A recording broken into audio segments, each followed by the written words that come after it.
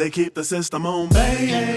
They've been playing us all day, and we black. Nothing left in my way. So quit tripping and push play. Don't you know? They keep the system on bay. They've been playing us all day. Nothing left in my way. All right, so today I have an interview with my man K Chiba in Colorado Springs. He's one of the VJs on 96.1 The Beat. And it's kind of cool because he's going to have me in there perform a couple of joints. And this is actually a recorded, so this isn't live. But the interview, they're going to record it and then they're going to put it on 96.1 The Beat, which is a very good look. It's an FM station that's pretty popular out here. So that's a super good look. So we're going to run in here, do a dope interview, and then actually a performance as well. And they're going to throw it on iHeartMedia. I think that's an affiliate with iHeartRadio. And so, you know, radio is moving more and more towards streaming and online. So, you know, all these different things like iHeartRadio are a blessing. Coming up out here as a young man, I actually had a beef with 96.1 The Beat. And I actually used that controversy to record an album called FYO Radio. And, you know, it was crazy because I was just on some young, dumb stuff back then. And I didn't understand how the business of music worked. And I was trying to, you know, I was watching other artists, you know, having these movements, these anti-radio movements, and I decided to start my own. And it will actually, in the moment, it was cool. I had a buzz, but it was a quick buzz, and it fizzled out really quick because it was a controversy thing. It's just like seeing, you know, a viral video on the internet. It's viral for, you know, its time, but then it fizzles out. And I learned a lot from that. And it's really cool for K Chiba to have me back up here because he wasn't one of the VJs at the time when I had beef with the station. But everyone in Colorado kind of knows about that beef. And it was really cool for him to invite me up here after all that and know that's water under the bridge. And, you know, I've made my apologies and all that stuff. So here we are about to rock this interview. Add me to it. Exactly where you need to be. I'm your idol. Took all the gangsters. Sound like all the gangsters. Something right up. Hey, since you already prepared, Let's do it. Big, take a pic. Come That's on. D-Rain right there. Big, take a pic for me. That's Black Pegasus right there. Yep. That's 719 Nightlife D right there. You're an independent artist, correct? That's what. How'd that come about? Why never sign with anybody? You know, I just kind of started out just as an underground MC. So it was just like the natural progression. I just was like really go out and just do it. And I didn't really have a template or anything to follow because we were out here. So there are things, let's say, going on in Texas or California that I wasn't aware of because it was before social media. So, you know, all I knew was to press up CDs and try to sell them. And I wouldn't have been opposed to getting a deal. Nothing just ever really transpired. And to be 100% honest, I just don't think the music was ready. Like when I was young, I got a really quick buzz from battle rapping. And I was on this huge platform. A lot of people heard of me, were buying records and seeing me. But I don't think it translated into anything super big at the time because the music wasn't ready. You know what I'm saying? So in hindsight, seeing that, you know, that's probably what kept me indie because it was really just my hustle and just like going out there hand-to-handing it. Who'd you look up to?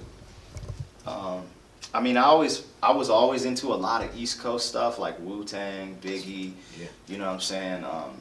I was really a fan of Dead Prez and stuff like NWA as well to spread it out, but I was really heavily influenced by like lyrical miracle stuff, you know what I mean? So, but yeah, a lot of East Coast intentional with it because I'm a fan of a lot of different artists, and this actually changes up to my mood, you know what I'm saying? But right now I'm gonna give you my top 5. Wu-Tang #1, then I will go with Sean Price, and then I'm gonna go with Eminem's up there. Okay. You got 2 left. I'm just gonna go with Tupac and Biggie because the feelings I got from all their records. I can dig that. If you could give advice to anybody in the game, what would you tell them? I mean, for young artists, I always say the same thing, man, because I always feel like the foundation is the music and your budget. Like just trying to get like, you know, just be on point with your strategy, because when younger cats are starting out, the music needs to be there, because even myself, it wasn't there when I was younger. I didn't realize that, and that's a big pushing force in the engagement and helping it grow organically. And then your budget to keep you alive and keep pushing forward with your marketing and all that stuff, and having a strategy, because I see a lot of artists oversaturate. Like, they get one show, they sell 60 tickets or get 100 people out, they get hype, and then they do 1 million shows, and now 10 people are messing with them. You know what I'm saying? And getting people to your shows is really how you're gonna generate your money, because it's not really an online sales like that. You know what I mean? So those are some of the strategies I would tell younger artists that are starting out. You do your own merch and everything. Yeah. That's what's up, man. You've been I out think here I got grinding forever, fam. I know, man. I respect you, man. You've been out here for a legend, a great. I guess you can put your head. If they have like one of those Mount Rushmores, you be on there for sure. What made you not want to quit? To keep it 100 with you, this year has been the most testing, because as I get closer to 20 years in the game, I can't front. I haven't seen like some of the success I wanted to see, you know what I'm saying? And sometimes it's easy to get bitter, a little jaded, and sometimes I'm like, hey man, like I make a good amount of money off of like, so I throw concerts. So I am a rapper, but I actually throw concerts as a promoter. You do big shows, yeah, I know. And I make good money doing that. I do some other royalty stuff, some publishing stuff, have a studio, so I make good money outside of rap. So there's a part of me that's just like, why am I rapping again? Because it costs a hell of time, money, energy, you know what I'm saying? But at the end of the day, the thing that just keeps me doing it is the passion. It's like, sometimes I'll see a youngster spit, or I'll hear a new, like I just heard the new Wu-Tang album, and I was like, man, I love this. You know what I mean? So it's like, that's the only thing keeping me here, because my experience has been a lot different than others. And so it is easy to get jaded at times, but my passion, just the unadulterated love for the culture and the music, you know, I'm like, yo, I might be an old man just, you know, writing bars. If people are still going to buy records and come to shows, I'm going to keep putting them out. If not, I'm still going to be making music, you know what I mean? What's up? What inspires you to make your music? It depends. Like, inspiration comes from so many different places. Right now, you know, real life inspires me to write, and it kind of has inspired me to write my story, so to like leave something behind.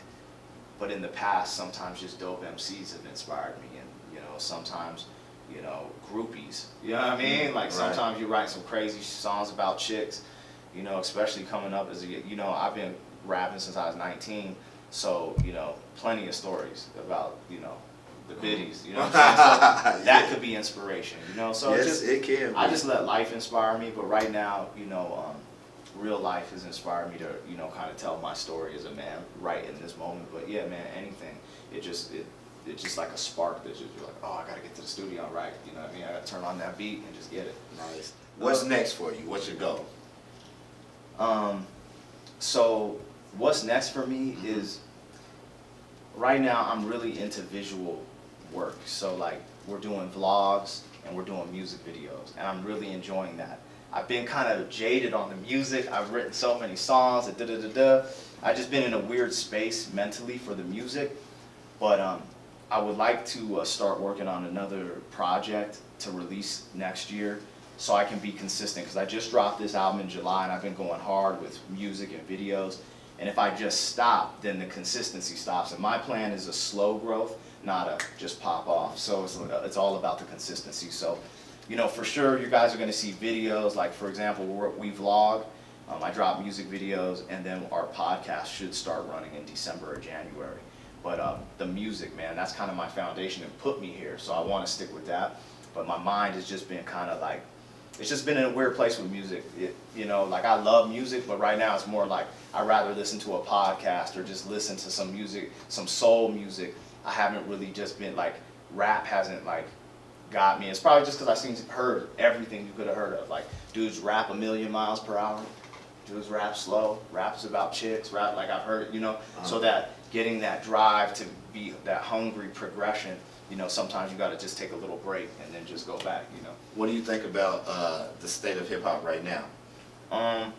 I think it's interesting. I think a lot of bubblegum stuff gets pushed to the front, which is cool because that's always been, it's like, hey, we got to sell these records. Since the beginning of hip hop, it's more like, you know, but what's interesting is a lot of the cats that like I'll listen to who I would consider like, you know, those hip hop MCs are selling a lot of the records like J. Cole, Kendrick, Logic, you know, Jay. Like they're all selling a lot more records than other cats, you know. And then you got people like I mess with Drake. I think he makes dope music. I think he goes back and forth from spitting to making very melodic music. You know what I'm saying? So I think the state of hip hop's dope. I think you're seeing the rise of culture vultures a lot more than ever before.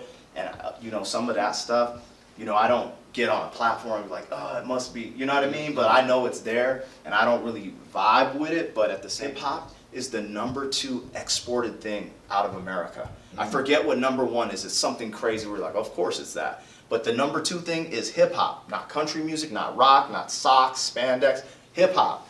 So that's a beautiful thing to me because our story is getting told to the world. You know, and whether it doesn't, whatever race you are, you know where hip hop came from, and it's grown so far that that's the #2, you know, exported thing from America. That's a big thing. So I think that's beautiful. What goes through your mind right before you hit the stage?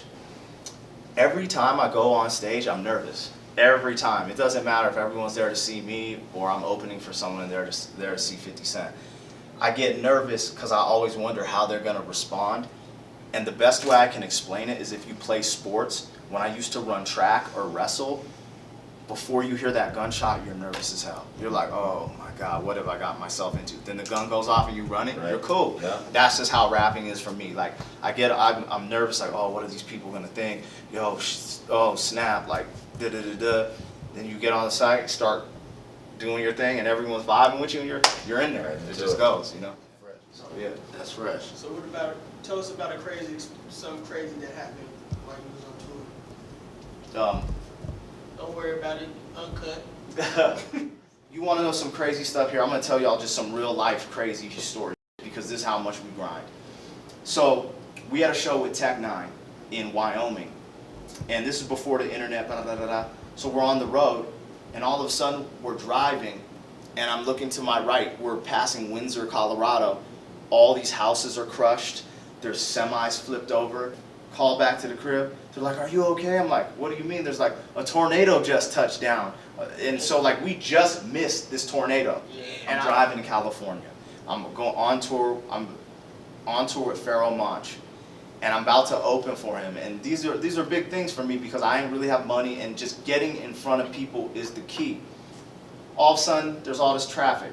But then we get up to all these cones on the highway, and everyone's going off the highway. And I look at my brother, I was like, bro, we're not gonna make the show if we camp out here. And he just gets out the car, moves the cones, and we just start gunning it. I shit you not, we start driving through Armageddon. It was fires, those California fires. Again, semi-trucks on fire, streets on fire. Like, I was like, yo, what? Why didn't I just pull over? Like you know, we were so hungry. This is all we have. This is the music. We gotta make it, and that was our mindset. So we're like, we ain't gonna let some yellow cone stop us. What about that fire? He said he drove into Armageddon. Yo, but we made it through that. Word. Waffles or pancakes?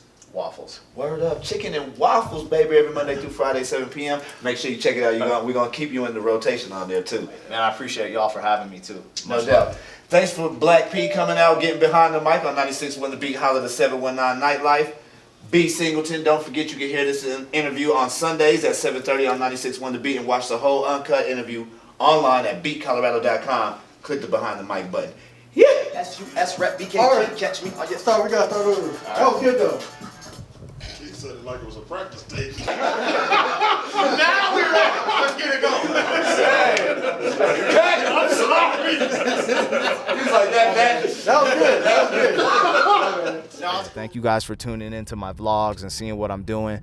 Don't forget to subscribe to my channel here on YouTube and follow me on Instagram at Black Pegasus Raps and on Facebook at Black Pegasus Raps. We're going to keep things moving, and hey, let us know in the comments what you thought about this vlog and any questions you might have as we move forward with the vlogs and the podcast. Much love, Black Pegasus, BKG, and to the death of me. People slow like GMOs for years and they ain't even know. Narcolepsy on the flow, so when they wake they bake like morning dro. Got the crowd geeks like a triple stack. After I rock the fans, they wouldn't